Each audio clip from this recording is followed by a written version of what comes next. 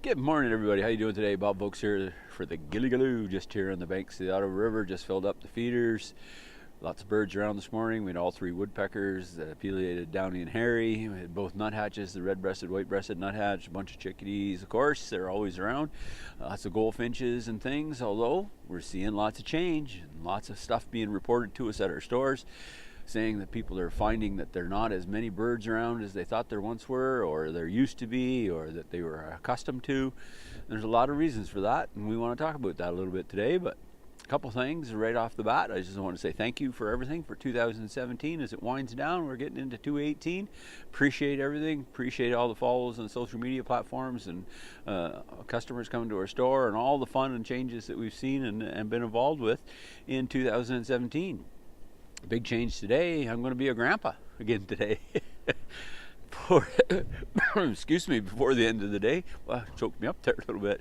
My son and daughter-in-law are at the hospital as we speak, and that process is underway. So exciting times for sure, and lots of changes. So how come so many changes with our birds? What's happening with our birds? People come into the store on a regular basis and are saying that to us and asking us, say, well, where's all the birds? Where's all our birds? Well, the short answer and the short-term answer to that is something that we've talked about quite a bit in the past, in that from in the area here, Eastern Ontario, from sort of Ottawa West and up through into the Ottawa Valley, in 2012, we had this very severe drought. Everything was burnt to a crisp, and that significantly reduced the amount of food. So we lost a lot of our bird population in those areas. And I don't mean loss in terms of that they passed away or anything. I mean just lost. So it's like us. If there's no food in the grocery store, we go to the next grocery store, so to speak. And that was the same way with the birds in 2012. Since 2012, we've had a tremendous amount of lush growth in the area.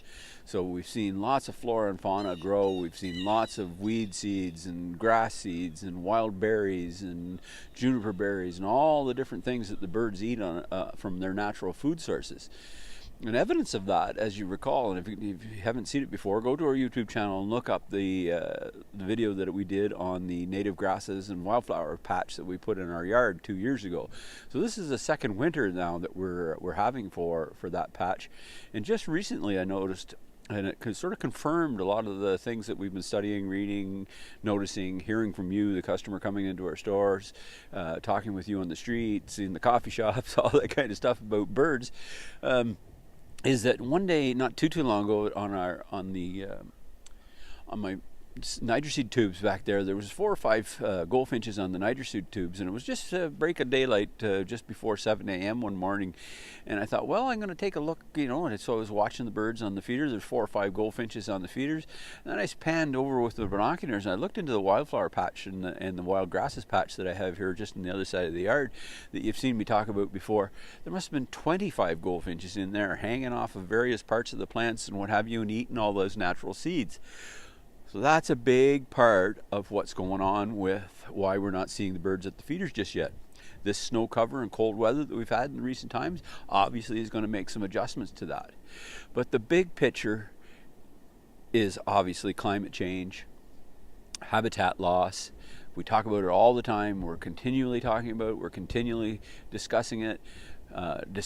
Trying to provide solutions on how we can create habitat in our own yards, how we can take neighboring backyards and talk to your neighbor on both sides and say, hey, look, I put a natural grasses section here. How about you do something on your side, and we'll link it together.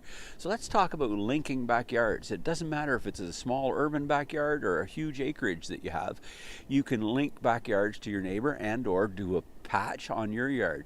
Even in the farming community now, we're talking about a lot of solutions perhaps that they can do and have some no-till zones in their various acreages.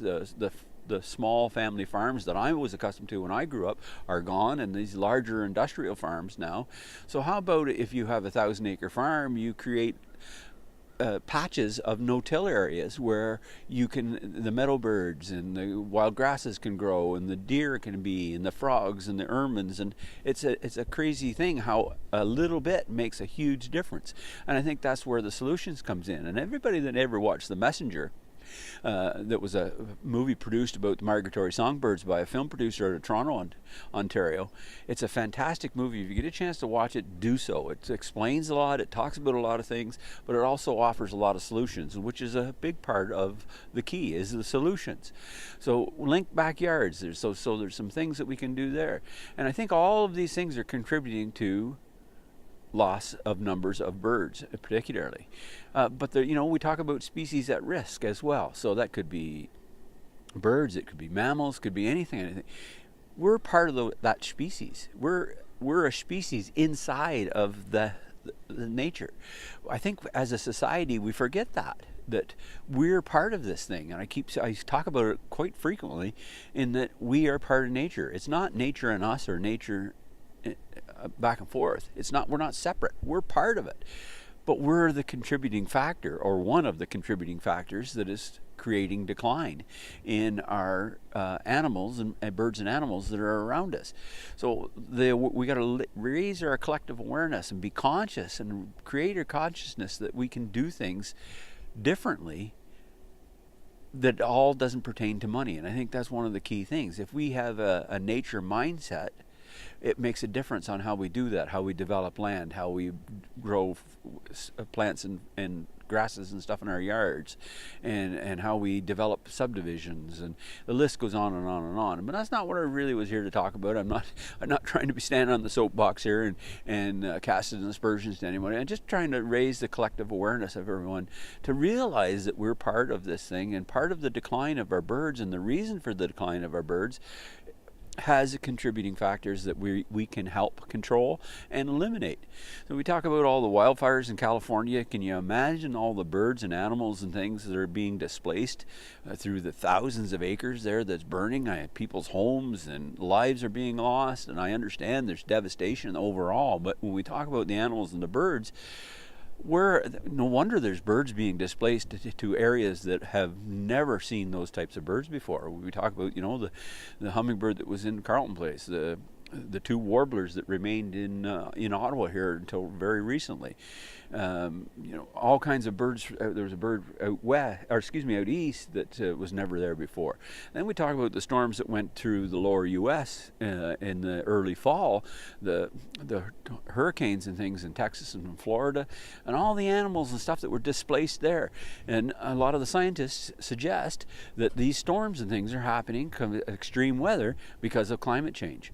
Now there's all evolutionary change happening all the time, and that's a fantastic thing to study. And one of the upsides of that, and I don't want to get involved into a full-on conversation here, but the pack ice in the Arctic that's receding at a tremendous rate is uncovering things that have been covered up for thousands and thousands of years.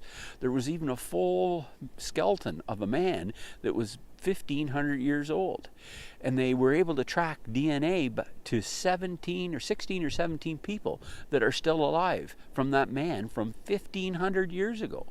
They're now also seeing plants and different particles of rock and different things that they're able to study, that perhaps we can turn some things around here in our time frame that we're in right now, to stop eliminating some of the birds and animals that are being lost. The way that we build houses, the way that we build buildings and things perhaps has to change also. So there's a huge opportunity here for us to come up with solutions. Instead of focusing on the problem, let's focus on the solutions and see where we can make change. So I think all of these things are contributing to the fact of why we're not seeing the visits to our bird feeders, why we're not seeing the animals and birds and animals around our yards the way we used to. Even in late fall, I was up at our camp, and it was a very warm day on non-historical temperatures, and the rough grouse were drumming like it was the middle of May. So everybody's confused, everybody's displaced, everybody's out of sorts in their traditional thing, and change happens on a regular basis. We talk about it, we call it the runway effect, where everything kind of running along smooth, the runway, the plane's going down the runway, everything's fine, and then all of a sudden liftoff. And I think we're seeing huge amounts of change with huge weather changes, huge habitat changes, huge climate changes, the way man has expanded himself in the last 25 years particularly. I mean, if we go to areas when I was a kid 30 or 40 years ago, there was 2 or 3 houses on the road. Now there's 200 or 300 houses on the road. So it's a huge change that's taken place, and it's certainly affecting our birds and our animals. So certainly a lot of things that we can do. I'd be happy to discuss anything and have a meeting of the minds if you like. And so please leave comments and things below, and subscribe to our YouTube channel and to our social media platforms so that we can have these discussions. We have a Friends of the Gilly-Galoo Bird Facebook page. It's a private group for discussion. By all means, ask to join that, and we'll have you come into the group, and we all can contribute. This isn't about complaining. This is about finding solutions. And I think if we work together, create the habitat in our yards, have a mindset of consciousness, conscious awareness before we do things and make decisions, I think we can all prosper and move forward. I want to thank you for 2017 and look forward to 2018 and the rest to come, because it's exciting times. I'm going to be a grandpa again. Have a great day. Merry Christmas.